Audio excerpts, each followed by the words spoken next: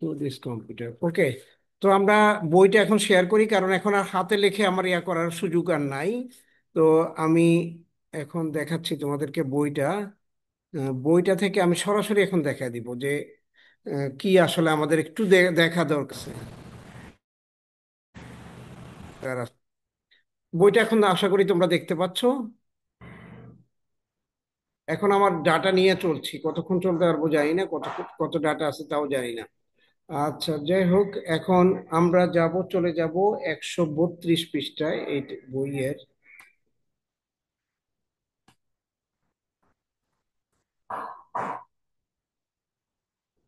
6,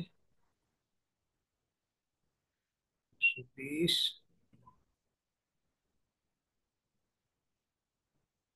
184-তে চলে আসলাম। এটা 120। দেখো এখানে যেটা দেখতে পাচ্ছি আমরা, সেটা হলো অ্যাসোসিয়েটেড লিজেন্ডার ফাংশন। ধরো তোমরা আগে যেটাতে পড়ছিলে লিজেন্ডার ফাংশন, সেখানে কিন্তু এই পিছনের এই m² - 1 - x² এই টার্মটা ছিল না। ঠিক আছে, যখন এই ধরনের একটা টার্ম এড হবে তখন আমরা এটাকে বলবো অ্যাসোসিয়েটেড লিজেন্ডার ইকুয়েশন। যদি ধরো এই ইকুয়েশনে এম এর মান 0 হয়, তাহলে এই ইকুয়েশনটা লিজেন্ডার ফাংশনে পরিণত হয়। ঠিক আছে, তো আমরা আমরা ধরে নিব যে এম এবং এন এগুলি non negative integer. In that case সলিউশনটাকে আমরা বলতে পারি y = এটাকে আমি একটু বড় করি আর একটু, তাহলে যেন দেখতে সুবিধা হয়। সলিউশনটাকে তখন আমি বলতে পারবো y = c1 p1x and c2 q1 mx। আগে কিন্তু এই যে এম আর এবং উপরে যে এমটা লেখা আছে সেটা কিন্তু আগে লেখা ছিল না। এই এম গুলির কাজ কি? এই এম গুলির কাজ হলো এই সলিউশনটাকে এইরকম তৈরি করা। ইকুয়েশন 14 এবং 15 দেখো, 1 - x² m/2 dm dxm pnx আর qn(m)x = 1 - x²m/2 dm dxm qnx। এখন এম যদি এন এর থেকে বড় হয় তাহলে পি এন এম এক্স এর মান হয় 0। আচ্ছা, এখন এটা আমার দেখতে হবে যে এটা আমি কয়েকটা মান বের করে দেখতে হবে যে, আর প্রথমত আরেকটা জিনিস হলো গিয়ে তাদের মধ্যে একটা অর্থগোনালিটি কন্ডিশন ইয়া করে, যেমন ধরো P N M P P K M যদি হয় তাহলে N not equal to K হলে এটা 0। আবার যদি এন ইকুয়াল টু কে হয় তাহলে আমরা 2 × 2n+1 n+m factorial by n - m factorial. এই টার্মটা কিন্তু যখন আমরা লিজেন্ডার ফাংশন ব্যবহার করি তখন এই টার্মটা ছিল না।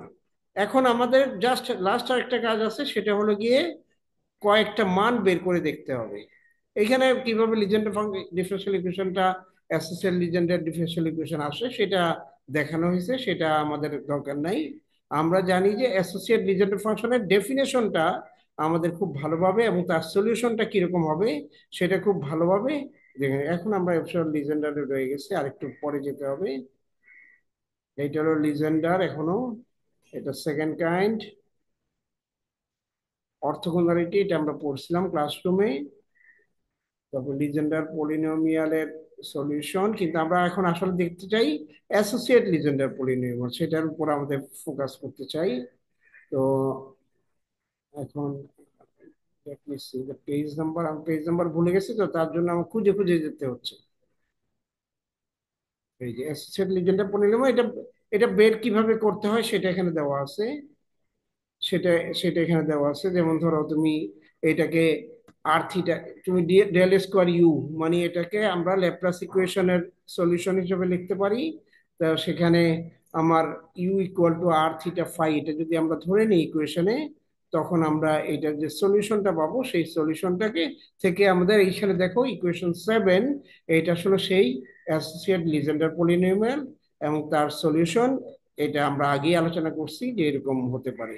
এখন আমরা দেখবো যে 2-3টা মান বের করার চেষ্টা করব। যেমন ধরো এই ইকুয়েশনটা এখানে দেখো, বলছে যে এই 7.23, যে p21 এর এক্স এর মান বলো। p21 এক্স এর মানে কি? এখানে যেখানে যেখানে এম পাইছিলা সেখানে তুমি 1 বসা দিবা, যেখানে যেখানে এন পাইছিলা সেখানে তুমি হাফ বসা দিবা। বসা দেওয়ার পর মানগুলি বসায় তারপরে তুমি এই যে ডেরিভেটিভ করবা, এবং তারপরে যে এই যে মানটা আসবে এটা হলো গিয়ে p21। আবার p3 শিখে কিভাবে p32 বের করতে পারো, p3 P2 3 এগুলি বের করতে পারো। P2 3 যখনই করবা তখন দেখবা যে এটা জিরো হবে। কেন জানো? কারণ হলো এখানে যে ডেরিভেটিভ আছে সেই ডেরিভেটিভের মান, এটা হলো থার্ড অর্ডার ডেরিভেটিভ আছে। আর P2 এটা হলো সেকেন্ড অর্ডার, দ্যাটস ওয়াই এটা যেহেতু ডেরিভেটিভ করলে একটা সময় আর ডেরিভেটিভ করার জন্য এক্স পাবে না, তখন এটা জিরো হয়ে যাবে। এটা এটা ইন জেনারেল এটা মনে রাখবা, Pn mx is equal to zero. ঠিক আছে, এটা মনে রাখবা। আচ্ছা, তারপরে আমরা এইটা আমার আর আর দেখার দরকার নাই। এরপরে আমি যেটা দেখতে চাই সেটা হলো আমাদের বেসেলের কি এরকম ইকুয়েশন আছে সেটা একটু আমরা দেখতে চাই। তা আমরা এইটাকে স্টপ শেয়ার করি। স্টপ শেয়ার করে এই মাত্র কারেন্ট আসলো, জানি না এই কারেন্ট আবার কতক্ষণ থাকে না থাকে।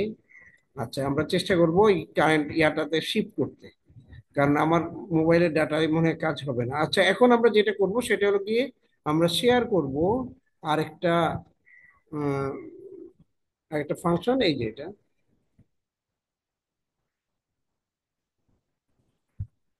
এটা হলো, সরি, এটা আমাকে আগে খুঁজে বাইর করতে হবে। হ্যাঁ, পাইছি।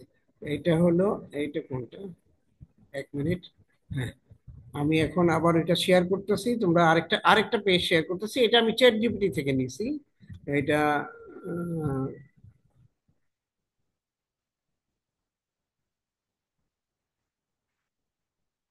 সময় লাগছে।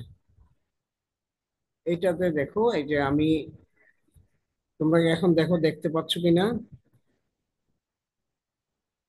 তোমরা কি তোমাদের স্ক্রিনের সামনে আমি ইয়া করছি এস লিজেন্ডার বেসেল ফাংশন এরকম কিছু হয় কিনা সেটা আমরা দেখতে চাই। ঠিক আছে, প্রথমে আমরা মনে রাখি, আমরা স্ক্রিনে দেখতে পাচ্ছি X square D D square Y dx square plus X X dy DX X square minus N square Y equal to zero. এইটাকে আমরা বলি বেসেল ডিফারেন্সিয়াল ইকুয়েশন। এটা দুইটা সলিউশন আছে, ফার্স্ট কাইন্ড এবং সেকেন্ড কাইন্ড। প্রথমে একটাকে হলো জে এন এক্স আর একটা হলো ওয়াই এন এক্স। এখন এখন generalized Bessel equation appears when an additional parameter or modified coordinate dependence is introduced। তার মানে কি, যখন আমরা এটার সাথে আর কিছু যোগ হবে, যেমন ধরো এই ইকুয়েশনটা দেখো, এটাকে বলা হয় অ্যাসোসিয়েট বেসেল ইকুয়েশন। এইখানে দেখো, এখানে একটা টার্ম যোগ হয়েছে টি 2m+1। এই টার্মটা কিন্তু আসল বেসেল ইকুয়েশনে ছিল না। এই ইকুয়েশনে যখন তুমি এম এর মান জিরো হয়, এটা এখান থেকে আমি আবার বেসেলে ফেরত যেতে পারি। এইটার সলিউশনটাকে আমরা বলবো অ্যাসোসিয়েটেড বেসেল ফাংশন, এবং এইটাকে লেখা যায় y equal to X to the power minus M J N plus M X. দেখো এখানেও যদি এম ইকুয়াল টু জিরো হয়, y equal to J N X হয়ে যায়। ঠিক আছে, অথবা linear combination involving J N Y, এই দুইটা মিলেও অ্যাসোসিয়েট বেসেল কন্ডিশন আমরা পেতে পারি। তারপর আরেকটা আছে মডিফাইড বেসেল কন্ডিশন। দেখো, যদি ইকুয়েশনে এখানে প্লাসের জায়গায় মাইনাস হয়, তখন কিন্তু আবার এই ইকুয়েশনটা, এটাকে বলা হয় মডিফাইড বেসেল ইকুয়েশন। এটা শুধু নাম জানো, শুধু আমাদের বেশি জানতে হবে অ্যাসোসিয়েট বেসেল। এরপরের এগুলি আর আমার না জানলে হবে। শুধুমাত্র দেখো, আমরা শুধুমাত্র বেসেল ইকুয়েশন এবং অ্যাসোসিয়েট বেসেল ইকুয়েশন, এই দুইটা জিনিস আমাদের মাথার ভিতরে রাখবো। এবং তুমি মনে রাখবা যে মডিফাইড বেসেল এবং স্ফেরিক্যাল বেসেল ইকুয়েশন নামও আরো কিছু থাকতে পারে। তো এইটা আমাদের এতটুকু আলোচনার বিষয়। তারপর আমরা আবার যাব আগের যে ইয়াটা ছিল। এখন আরো আরো দু একটা ফাংশন আমরা দেখবো এগুলি কেমন দেখতে হয়। যেমন ধরো, এখানে আমরা যাই আবার, এটা এইখানে আমরা দেখবো যে আরো কয়েকটা ফাংশন এর ভিতরে আছে।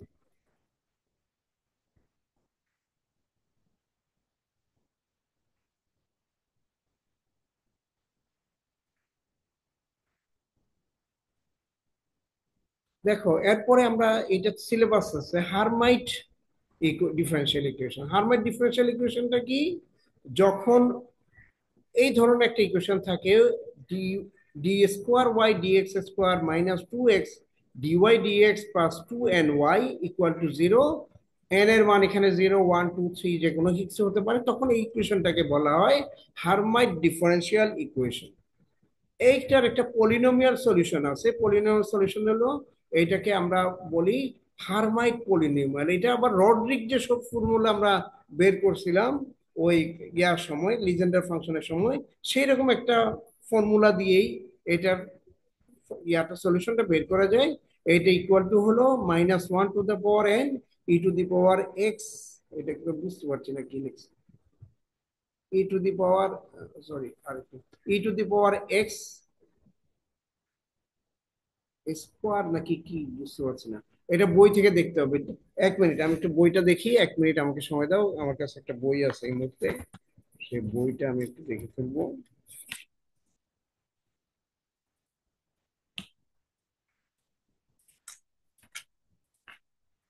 এখানে যেটা লিখছে সেটা হলো H e to the power x square, এখানে এটা লেখা আছে x square DN DX N e to the power - ec square. এইটা তাহলে হলো হ্যাঙ্কেল ফাংশন, হার্মাইট ফাংশন। এটাকে যদি এন এর মান তুমি 0 বসাও তাহলে এটা হবে 1, 1 বসালে 2x, 2 বসালে 4x² - 2, 3 বসালে 8x³ - 12x, এটসেট্রা। এটার তাহলে একটা জেনারেটিং ফাংশন আছে, যে জেনারেটর ফাংশনটাকে বলা হয় e to the power 2tx - t square. এটার জেনারেটিং ফাংশন এইভাবে, এটা আমাদের প্রমাণ করার দরকার নেই, শুধু আমরা জেনারেটিং ফাংশন আছে জানি। কিছু রিকারেন্স রিলেশন আছে, এই রিলেশনগুলো আমরা একটু দেখতে পারি, মানে জাস্ট একটু চোখ বলে যাবো, এগুলো পরীক্ষায় আসবে না। তারপরে তোমার হার্মাইট পলিনোমিয়ালে অর্থগোনালিটি আছে, তার মানে m not equal to N হলে এটা 0, আর এম ইকুয়াল টু এন হলে তাহলে আমরা দেখতে পাবো যে e to the power - x square hn square x dx equal to 2 to the power n, n factorial √π। ঠিক আছে, তাহলে এটা আমরা তার অর্থগোনালিটি সম্পর্কে জানলাম। তারপরে আমরা যাব লিগারে ফাংশন। এই দুইটা জিনিস আমরা দেখলে আমাদের আসলে এই জায়গাটা শেষ হয়ে যাবে। লিগারে ফাংশন হলো যদি এই ধরনের একটা ইকুয়েশন থাকে, x y double prime plus 1 - x y double prime plus ny equal to 0, N এর মান যেখানে 0, 1, 2, 3, 4 এইভাবে যেতে থাকবে, তখন এই সলিউশনটাকে আমরা বলি লিগারে পলিনোমিয়াল। ঠিক আছে, এল এন দিয়ে প্রকাশ করে। তো এইটা, এটার মান হলো e to the power x dn dxn equal to x to the power e to the power - এটার মান হলো এটা। এখন তুমি এখানে n এর মান 0, 1, 2 এভাবে বসায় লিগারের বিভিন্ন ধরনের মানগুলি বের করতে পারবো, যেটাগুলি ইকুয়েশন 13-এ দেওয়া আছে। কিছু প্রপার্টি আছে, যেমন generating function e to the power - xt 1 - t divided by 1 - t, এটা হলো গিয়ে লিগারে পলিনোমিয়ালের জেনারেটিং ফাংশন। এই ধরনের একটা ইকুয়েশন দিয়ে আমরা এটা প্রকাশ করব। রিকারেন্স রিলেশন যেভাবে আমরা লিজেন্ডার এবং বেসেলে পড়ছিলাম সেগুলি এইখানেও আছে। অর্থগোনালিটি আছে, যে এম ইকুয়াল টু এন হলে এটা নট ইকুয়াল টু এন হলে 0, আর এম ইকুয়াল টু এন হলে এটা n ফ্যাক্টোরিয়াল স্কোয়ার। এটা সিরিজ এভাবে লেখা যায়। এখানে তোমার এই যে লিগারে এবং এই সামান্য এই জায়গাটা তোমার আসলে একটু পড়তে হবে, যে জিনিসগুলি কি তোমার মনে রাখতে হবে। এখানে কিছু প্রমাণ আছে, এগুলি আমাদের পরীক্ষার জন্য অন্তত দরকার নেই। তুমি এখন ব্যক্তিগত যদি তুমি কখনো কখনো যদি তোমার লিগারের সামনে আসে, তখন যেন তুমি এটাকে সলভ করতে পারো, সে এতটুকু তোমার জানা থাকতে হবে। তো এই হলো গিয়ে, আমার মনে হয় এর বেশি আর আমার কিছু বলার নেই। আমি এই এটার ক্লাসরুমে সময় নষ্ট করতে চাইনি, কারণ এটা তোমাদের জানা থাকলেই যথেষ্ট যে এই ধরনের পলিনোমিয়াল হয় এবং এগুলি ব্যবহার আছে। তো আমি এই ইয়াটা আজকে আপলোড করে দিচ্ছি। আর তোমাদের কালকে আমি ক্লাস নিতে পারবো না, কারণ কালকে আমাদের এখানে ল্যাবে পরীক্ষা আছে, ল্যাবে পরীক্ষার সময় ক্লাস নেওয়া যাবে না। তবে আগামী 3 দিনের ভিতরে আমাদের কোর্স শেষ হয়ে যাবে, এটা কোনো সন্দেহ নাই, কারণ আর যতটুকু আছে ওইটা আমি খুব দ্রুত শেষ করে দিতে হবে। তো এইখানে আমি থামি, শেয়ার স্টপ শেয়ার করি। তো আজকে আসলে আমি হাতে লেখার প্রস্তুতি নিয়েছিলাম, কিন্তু বারবার কারেন্ট চলে যাচ্ছে 2 মিনিট পর পর। তো আর এটা মনে হয় আর সম্ভব হচ্ছে না আর কি কারেন্টটা নেওয়া। তো এখানে আমরা আজকে থেমে আহ, আমরা কালকে আবার, কালকে কালকে না পরশু তরশু 3 দিন আমরা যদি পড়ি তাহলে আমাদের কোর্সটা শেষ হয়ে যাবে। আশা করি আগামী রোববারে আমরা পরীক্ষা নিতে পারবো। তো রোববারের মধ্যে তোমরা পরীক্ষা প্রিপারেশন নিয়ে, রোববার বা সোমবার পরীক্ষা নিয়ে নিবো, তাহলে আমাদের ক্লাসটা শেষ হবে। ঠিক আছে, 18 তারিখ মনে হয় তোমাদের লাস্ট ক্লাস নাকি? 22 তারিখ স্যার। তাহলে